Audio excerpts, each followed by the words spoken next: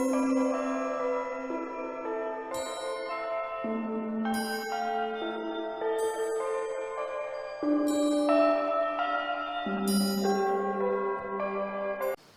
बजरंगबली दोस्तों, मैं हनुदास आप सभी लोगों का हार्दिक स्वागत करता हूं मेरे YouTube channel the mystery of immortal talks में।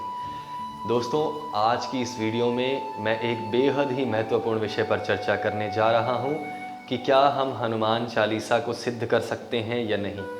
आज के समय में लाखों करोड़ों लोगों के यही प्रश्न है कि क्या हम हनुमान चालीसा को सिद्ध कर सकते हैं या नहीं। क्या हमें इस चालीसा को सिद्ध करने के लिए किसी मुख्य प्रकार की साधना की आवश्यकता है, किस प्रकार हम इस चालीसा का संपूर्ण लाभ उठा सकते हैं।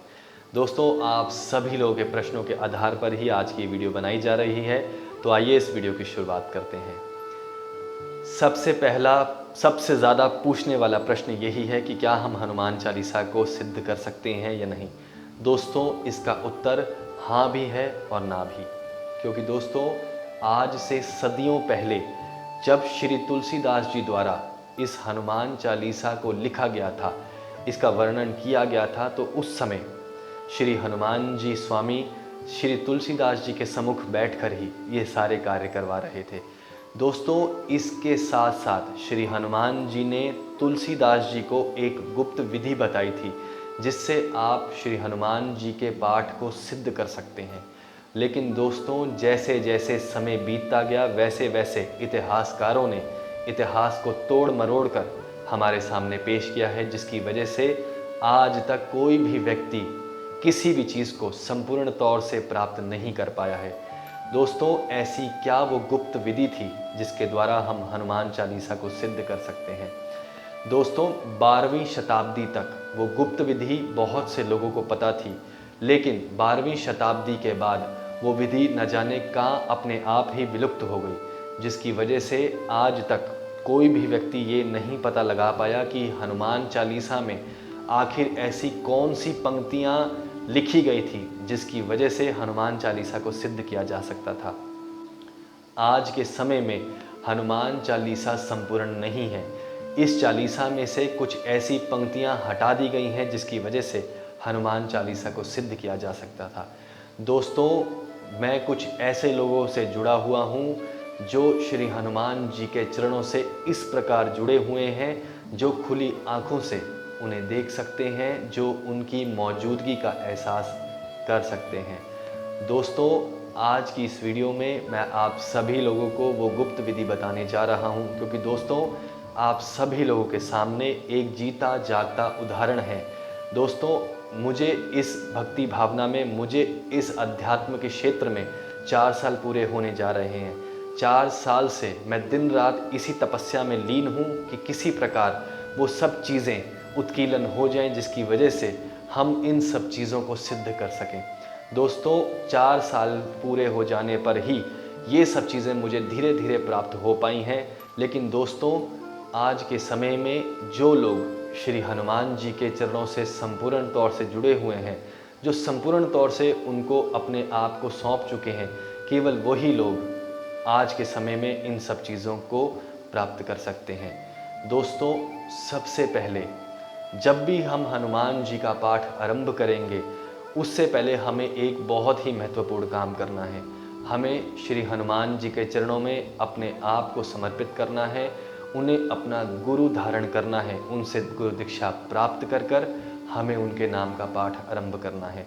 और दोस्तों, समस्त देवी देवताओं को प्रणाम करते हुए हमें हनुमान जी के नाम का पाठ आरंभ करना है, क्योंकि दोस्तों हनुमान जी के अलावा कई ऐसे देवी देवता हैं जो आज के समय में जागृत अवस्था में इस मृत्यु लोक पर मौजूद हैं। श्री हनुमान जी और महाकाली दोनों ही काल के चक्र से परे हैं। ये दोनों ही देव बहुत जल्दी प्रसन्न हो जाते हैं, बहुत ही जल्दी सिद्ध हो जाते हैं। लेकिन दोस्तों, जितना जल्दी ये प्रसन्न होते हैं, उससे कहीं ज़्यादा जल्दी ये रुष्ट हो जाते हैं। इसलिए आप ऐसी कोई गलती, ऐसी कोई भूल ना करें जिसकी वजह से आपको नुकसान हो। तो दोस्तों, वो ऐसी कौन सी साधना है जिसकी वजह से हम श्री हनुमान जी का पाठ आरंभ कर सकते हैं। दोस्तों, सबसे पहले हमें श्री हनुमान जी के चरणों से जुड़ना है, उन्हें अपना गुरु धारण करना है और समस्त देवी देवताओं को प्रणाम करते हुए उनके नाम का पाठ आरंभ करना है। दोस्तों, सुबह ब्रह्म मुहूर्त में आपको उठना है 4 बजे। उसके बाद आपको पूजा की सामग्री इकट्ठी करनी है। आज से कुछ दिन पहले मैंने एक वीडियो बनाई थी जिसमें मैंने बताया था कि हनुमान जी को गुरु धारण कैसे करें। उस वीडियो में मैंने कुछ पूजा की सामग्री बताई थी जिसमें एक स्टील की प्लेट, एक पीतल का दिया, कलावा जिसे आप बत्ती के रूप में इस्तेमाल करेंगे, तिल का शुद्ध तेल, हाथ से बनाने वाली धूप बत्ती, लाल कलर का एक आसन और 1 मीटर लाल कपड़ा जिसे आप धोती के रूप में इस्तेमाल करेंगे। पुरुषों के लिए मैंने धोती बताई थी और स्त्रियों के लिए मैंने लाल कलर की साड़ी। आप इन सब चीज़ों को इकट्ठा कर सुबह समस्त देवी देवताओं को प्रणाम करते हुए पूर्व दिशा की ओर मुख कर श्री हनुमान जी से आज्ञा प्राप्त कर 108 बार हनुमान चालीसा का पाठ आरंभ करेंगे।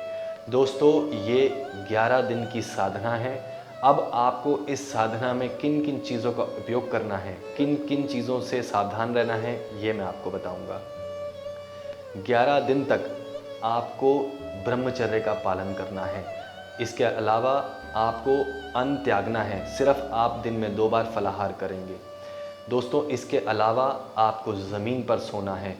समस्त विधि विधानों को देखते हुए आपको ये साधना संपूर्ण करनी है। जब ये साधना 11वें दिन पूरी हो जाए, 11वें दिन ही जब आप इस साधना का उद्यापन करेंगे तो आप उद्यापन के रूप में बंदरों को फल फ्रूट अर्पित करेंगे। दोस्तों, यदि आप बंदरों को फल फ्रूट अर्पित करेंगे हनुमान जी की आज्ञा लेकर ही, तो वो सब चीज़ें श्री हनुमान जी तक अवश्य पहुंचेंगी।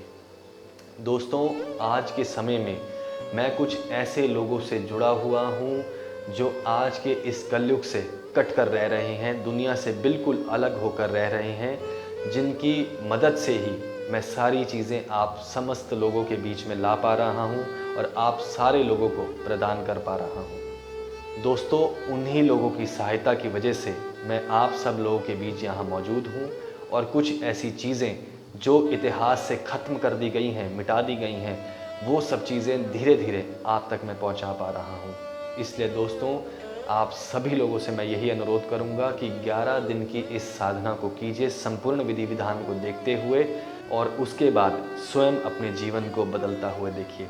दोस्तों, इसके अलावा कुछ और बातें मैं आप लोगों के साथ शेयर करना चाहता हूं कि लंबे समय से कुछ ऐसे लोगों के मुझे प्रश्न मिल रहे हैं कि किस प्रकार हमें हनुमान चालीसा का पाठ करना चाहिए। क्या हमें हनुमान चालीसा का पाठ 100 बार करना चाहिए या 7 बार करना चाहिए या 108 बार। दोस्तों, हमेशा याद रखिए, आज के समय में कई जगह ये लिखा गया है कि जो 100 बार पाठ कर कोई, छूट ही बंधी महासुख होई। 100 का मतलब हिंदी में 100 होता है, लेकिन दोस्तों इसी के साथ साथ कई जगह हमें ये भी चीज़ देखने को मिली है कि जो 100 बार पाठ कर कोई, छूट ही बंदी महासुख होई। दोस्तों, 100 का मतलब हिंदी में 7 बार है, लेकिन दोस्तों ना ही हमें हनुमान चालीसा को 7 बार पढ़ना है, ना ही हमें 100 बार पढ़ना है। हमें हनुमान चालीसा को 108 बार पढ़ना है, क्योंकि दोस्तों समय के बदलने के अनुसार कुछ चीज़ें इसमें हमेशा के लिए मिटा दी गई हैं। इसलिए हमें इन चीज़ों को संपूर्ण तौर से ही करना है, क्योंकि दोस्तों मैं स्वयं इन सब चीज़ों को लंबे समय से लगातार इसी विधि विधान से करता आया हूँ और आज मैं आप सभी लोगों के सामने हूँ। दोस्तों, यदि हम देखें तो माला में भी 108 मनके होते हैं, इसलिए इन सब चीज़ों को अगर हम वहाँ जोड़ते हैं तो हमें इन सब चीज़ों को इसी प्रकार करना चाहिए। यदि मेरी दी हुई जानकारी आप लोगों को पसंद आई हो तो आप इस वीडियो को लाइक कीजिए, चैनल को सब्सक्राइब कीजिए, बेल को ऑल पर क्लिक करके चैनल को आप सब्सक्राइब कर सकते हैं ताकि मेरी लेटेस्ट वीडियोस के जो अपडेट्स हैं, जो नोटिफिकेशंस हैं, वो आप तक पहुंचते रहें। दोस्तों, बहुत से लोगों के ये प्रश्न मुझे मिल रहे हैं मेरे व्हाट्सएप पर कि गुरुजी जब भी आप वीडियो अपलोड करते हैं तो हमें आपके चैनल की नोटिफिकेशन नहीं मिलती है, क्योंकि दोस्तों बहुत से लोग वीडियोस देखते हैं, चैनल को सब्सक्राइब नहीं करते हैं। यदि चैनल को सब्सक्राइब करते भी हैं तो नोटिफिकेशन को ऑल पर क्लिक नहीं करते। इसी की वजह से रोज़ की जो ज्ञान की बातें हैं जो मैं आप सभी लोगों तक पहुंचा रहा हूं, वो आप लोगों तक संपूर्ण तौर पर नहीं पहुंच रही है। इस चैनल को बेल आइकन दबाकर ऑल पे क्लिक करके सब्सक्राइब कीजिए ताकि मेरी वीडियोस की जो नोटिफिकेशंस हैं वो आप तक पहुंचते रहें। तो दोस्तों इसी के साथ अब मैं आप लोगों से विदा लेता हूँ। बहुत जल्द आप लोगों के समक्ष हो जाऊँगा एक नई वीडियो के साथ। तब तक के लिए जय बजरंगबली, जय श्री राम।